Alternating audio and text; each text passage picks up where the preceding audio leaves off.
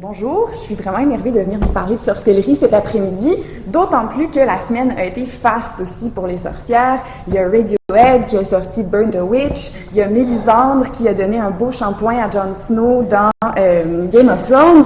Donc bref, la sorcière est d'actualité. Et la figure de la sorcière, en fait, on ne peut pas en parler, tout comme d'ailleurs la figure de la femme ingouvernable, je crois, sans parler de la top femme ingouvernable, à mon avis, qui est Médée. Donc, avant les figures contemporaines de femmes ingouvernables, il y a eu cette mythique Médée.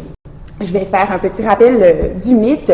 Ramenée de Colchis en Grèce en même temps que la précieuse Toison d'or, l'épouse de l'argonaute Jason est l'étrangère, la divergente qui fait planer sur la société policée la menace du chaos.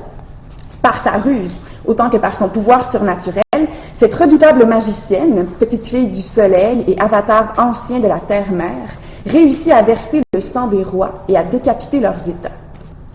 Par la force, cette femme insoumise, cette mère dévoratrice porteuse de la sauvagerie de la nature, détruit la cellule familiale et sa structure. En commettant l'infanticide, elle exprime d'une façon terrible son refus de subir la répudiation que cherche à lui imposer l'infidèle Jason. Pour reprendre les termes d'Hélène d'Aumont, Médée fonctionne comme Némésis. Sur plusieurs fronts, elle incarne la transgression et se pose en adversaire de l'ordre, de la culture, du logos. Seulement si ces traits sont ceux d'une ennemie maléfique, ils sont aussi ceux d'une fascinante rebelle. En elle, comme en plusieurs figures de femmes ingouvernables, se révèle la dimension indécidable de la transgression, à la fois faute et exploit, à la fois crime contre la loi et révélation des limites de cette loi. Cette dualité est particulièrement apparente dans les deux représentations de Médée offertes par la tragédie française entre le milieu du 16e et le début du 17e siècle. Donc, on fait un saut en arrière dans le temps ici. Une brève étude de ces représentations va me servir en fait de tremplin pour examiner une incarnation de la mauvaise magicienne dans la culture populaire, l'héroïne éponyme du film Maleficent de Robert Stromberg, pardonnez-moi, sorti en 2014. Donc, la première œuvre de mon corpus, la tragédie Médée de Jean de la Péruse, date de 1553. Basée sur les Médées d'Euripide et surtout de Sénèque, elle s'inscrit au tout début du théâtre humaniste de la Renaissance, tourné vers la reviviscence des œuvres antiques. Elle met en scène l'épisode le plus connu du mythe médéen, celui où, abandonnée par Jason pour la fille de Créon, roi de Corinthe, la magicienne se venge en empoisonnant la fiancée et le nouveau beau-père de l'Argonaute avec une parure empoisonnée, puis en poignardant les enfants issus de son union avec le navigateur. Rien de moins. La pièce peint Médée comme une figure effroyable, au sens vraiment de base où elle suscite l'effroi, donc où elle génère un spectacle assez horrible pour saisir, pour pétrifier l'auditoire. Ce spectacle, c'est celui de la fureur. La magicienne répudiée est littéralement folle de souffrance. L'esprit égaré, elle s'abandonne au sursaut d'une rage incontrôlée. Elle exprime le désir de faire sentir douleur dessus douleur à ceux qui l'ont trahi, de les violenter et de leur être inhumaine, de se montrer cruelle en dure cruauté. Elle pousse d'effroyables cris et grommelle des paroles de malédiction où se matérialisent les fantômes volants, esprits, démons et monstres issus des ténèbres infernales. Sa rage déborde dans ses yeux flambants, dans sa chevelure effrayamment hérissée, dans son front renfrogné. Soustraite à la gouverne de sa propre raison, elle incarne un mal visant, pour reprendre les termes de Michel Foucault, une sorte de région indifférenciée du désordre. Désordre de la conduite et du cœur, désordre des mœurs et de l'esprit, tout le domaine obscur d'une rage menaçante qui apparaît en deçà d'une condamnation possible.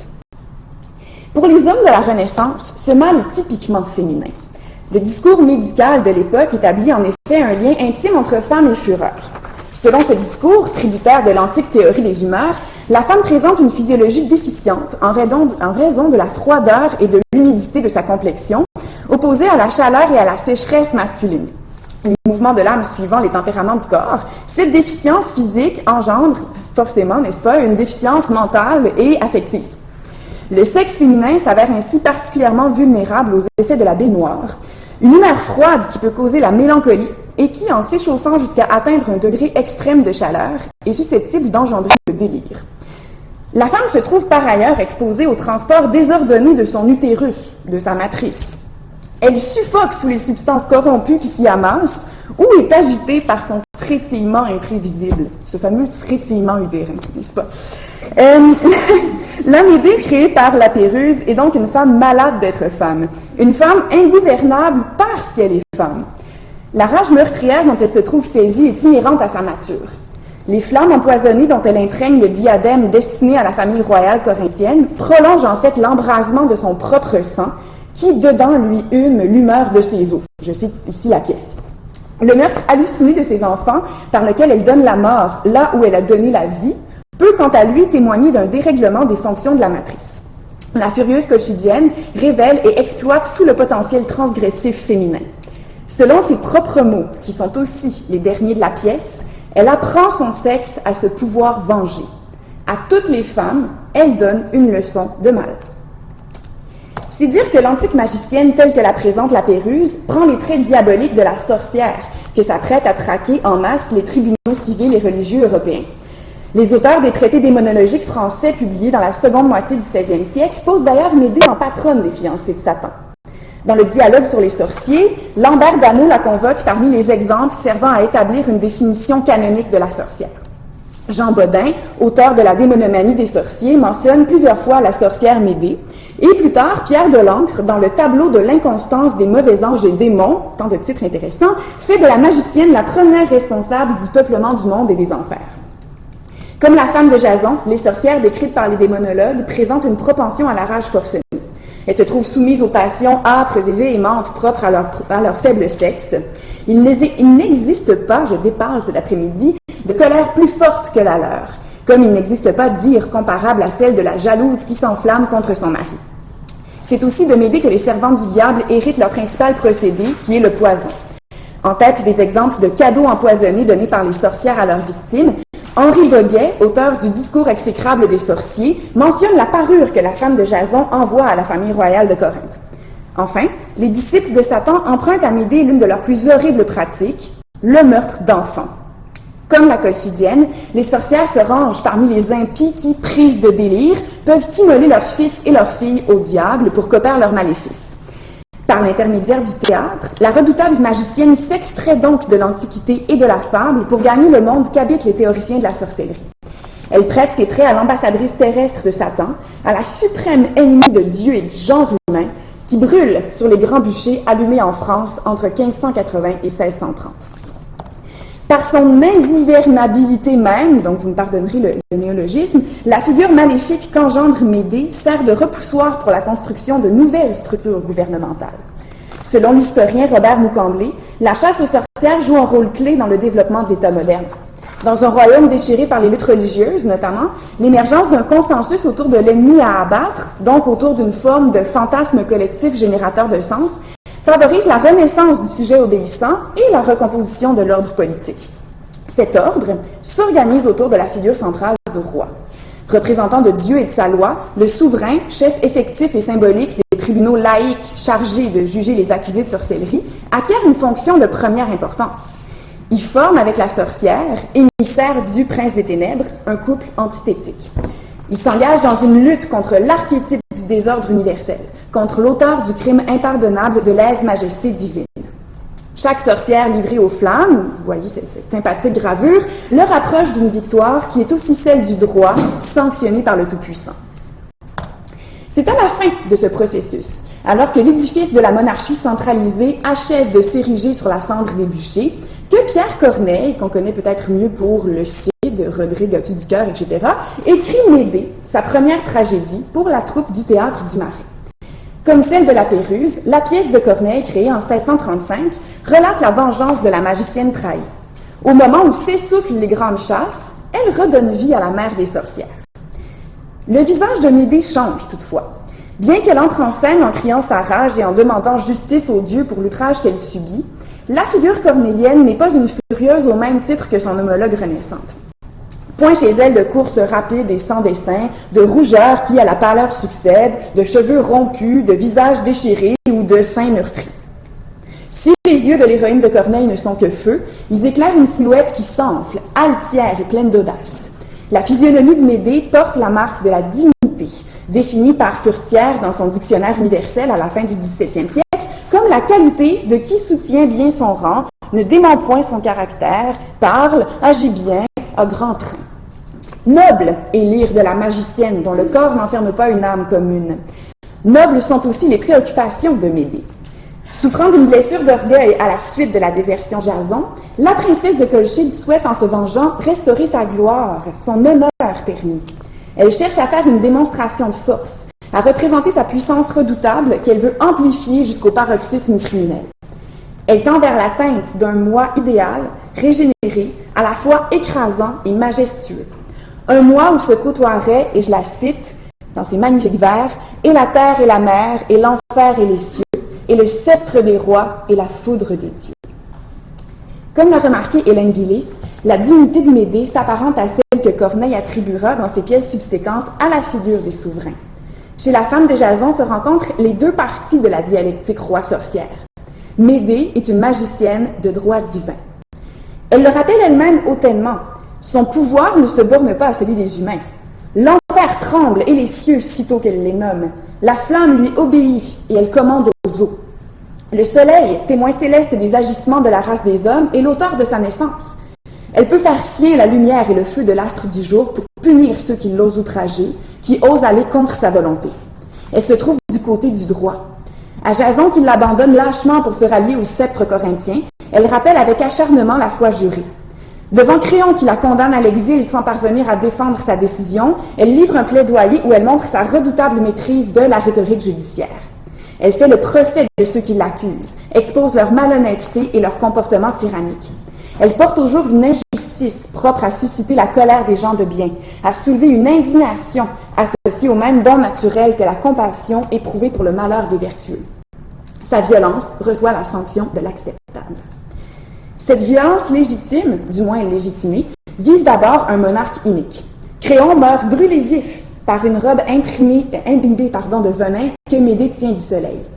L'astre du jour offrant une métaphore courante du pouvoir monarchique, même à l'époque, il n'est pas exagéré de voir dans cette robe une représentation de la force surhumaine et mystérieuse donnant charge de symbole à la personne royale. En montrant que Créon ne supporte pas le contact de la parure, Médée met en lumière l'indignité du monarque.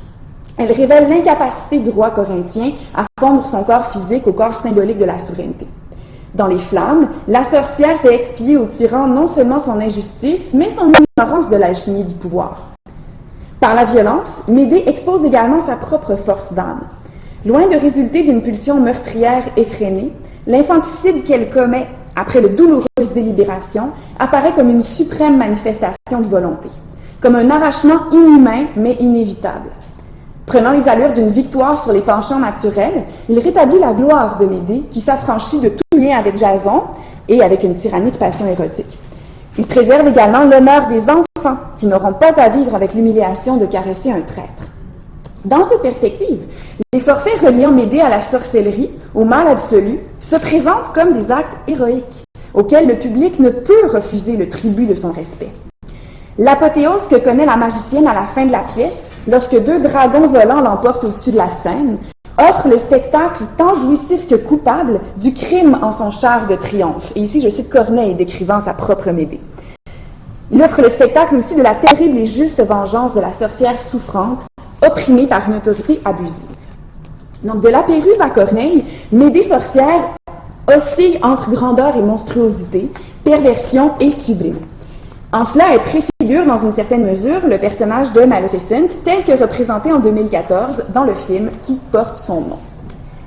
Ce film, qui met en vedette Angelina Jolie, donne une histoire à la méchante emblématique de La Belle au bois dormant, long métrage d'animation produit par les studios Disney en 1959.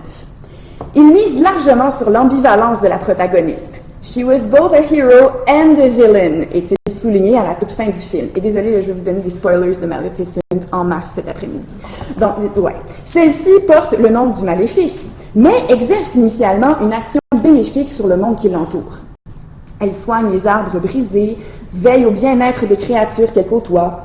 Son physique même que vous voyez ici, donc vous la voyez ici étant jeune, la positionne entre le ciel et l'enfer. Coiffée de 2 longues cornes, elle est aussi pourvue d'ailes, grâce auxquelles elle peut s'élever dans la nuit. Cette dimension divine fait d'elle la protectrice du territoire qu'elle occupe, c'est-à-dire une lande dépourvue de gouvernement, ingouvernée peut-être, hors des frontières du monde des hommes, où se déploie une nature imprégnée de magie. Comme Médée, liée à la déesse mère, Maleficent incarne en quelque sorte cette nature généreuse, indomptée et inviolée. Le fer, d'ailleurs, symbole de la civilisation destructrice, la brûle et l'affaiblit. Elle mène une bataille acharnée contre les armées organisées qui, menées par un roi vain et avide, tentent de soumettre le territoire au contrôle de leurs armes. Championne de la résistance à l'autorité humaine, Maleficent subit toutefois aux mains d'un homme la trahison de la passion, cette passion même qui a perdu Médée. L'ambitieux Stéphane, qu'elle aime, coupe lâchement ses ailes pour les livrer au roi agonisant en échange de sa succession. Ange déchu, assoiffé de vengeance, Maleficent devient alors une mauvaise fée, une princesse des ténèbres, la princesse de ce monde où elle est retenue puisqu'elle ne peut plus s'élever. La lande s'assombrit pour répondre à l'assombrissement de son âme. Les arbres ploient et lui donnent un trône. Une branchette se transforme pour elle en sceptre ensorcelé. Une créature polymorphe, tour à tour corbeau, homme, loup et dragon, autant de formes traditionnelles attribuées aux démons d'ailleurs, forme sa suite. Ses cornes se muent en couronne. À l'avènement du médiocre roi Stéphane correspond celui de l'anti-reine, de la magnifique et terrible sorcière Maleficent. À travers la noire figure ressurgissent les images du diable en majesté qui peuplaient l'iconographie européenne avant l'ère des Grands Bûchers. Dans les sorts que jette l'obscure reine de la lande, des lueurs de feu au bout des doigts, se discerne l'action de Lucifer, le porte-lumière, comme celle des furies brandissant leurs torches pour poursuivre les criminels. Par le pouvoir dont elle est investie, Maleficent opère la damnation de Stéphane, à qui elle fait perdre la raison et qu'elle finit par précipiter du haut d'une tour de son palais. Je vous l'avais dit, spoilers. À la chute de l'ange répond la chute de l'homme. À la suite de Médée, arrachée à elle-même, Maleficent blessée, amputée d'une partie de son identité, fait payer au monarque illégitime le prix de sa duplicité. Elle venge ses ailes coupées, mises sous clé derrière une vitrine dans les appartements royaux. Cette figure médéenne s'attaque aussi à un enfant. Elle maudit Aurore, l'héritière de Stéphane, le jour de son baptême, sacrilège, la condamnant à sombrer à 16 ans dans un sommeil profond dont ne doit l'attirer que le baiser de l'amour vrai. Paradoxalement, cette malédiction mène Maleficent vers une forme de rédemption ou peut-être de subversion, ça c'est au choix. Au cours des années, la sorcière développe un lien quasi maternel avec la victime qu'elle guette, avec la blonde, lumineuse, toujours heureuse et toujours confiante Aurore. Admise dans le sanctuaire de la lande magique et sauvage, la jeune princesse apparaît comme un double inversé de la mauvaise fée. Aurore cerne elle-même ce rapport. Elle affirme que Maleficent est son ombre qui la suit depuis toujours. Dans la terminologie de Jung, l'ombre compose la part refoulée du moi, la personnalité voilée, les pulsions retenues qui cherchent à se déchaîner. L'envers de la persona, instance policée conforme aux règles régissant l'existence collective. La princesse et la sorcière constituent donc deux facettes d'un même moi qui retrouvent son unité au moment où la malédiction accomplie. Maleficent dépose elle-même sur le front d'Aurore endormie le baiser libérateur. Donc, Screw, le prince filé, puis ici, là, c'est Maleficent qui se charge du reste. Donc, survient alors une forme d'éveil à soi, à la suite duquel Maleficent retrouve ses ailes, expulsées de leur vitrine par la princesse. En même temps qu'une victoire sur Stéphane armée de feu et de fer, la reine de la lande remporte ainsi une victoire sur elle-même ou sur le mal qu'elle porte. Une victoire dont le récit est livré a posteriori par Aurore, la narratrice du film, qui porte en elle l'image de Maleficent. Ce récit se solde par l'établissement d'un ordre édénique au féminin, d'où est effacée la faute de l'homme, et d'où l'homme, au sens masculin du terme, y est pratiquement évacué. Donc le prince charmant bien propre, avec une raie sur le côté, fait une brève apparition dans un coin, mais c'est tout. Donc Aurore est sacrée reine du monde des humains, comme de celui de la lande, de nouveau lumineuse. Elle assure l'idéale synthèse de la nature et de la culture, éclairée par la connaissance du bien et du mal. Et Maleficent, si elle conserve ses cornes, regagne la possibilité de s'élever au-dessus des nuages pour côtoyer la clarté céleste. La subversive figure de la sorcière se trouve-t-elle neutralisée du fait de son intégration à une forme d'ordre moral? C'est la question qu'on peut se poser. Prolonge-t-elle l'œuvre de la rebelle Médée ou, au contraire, la dénature-t-elle à travers la soumission à une nouvelle autorité?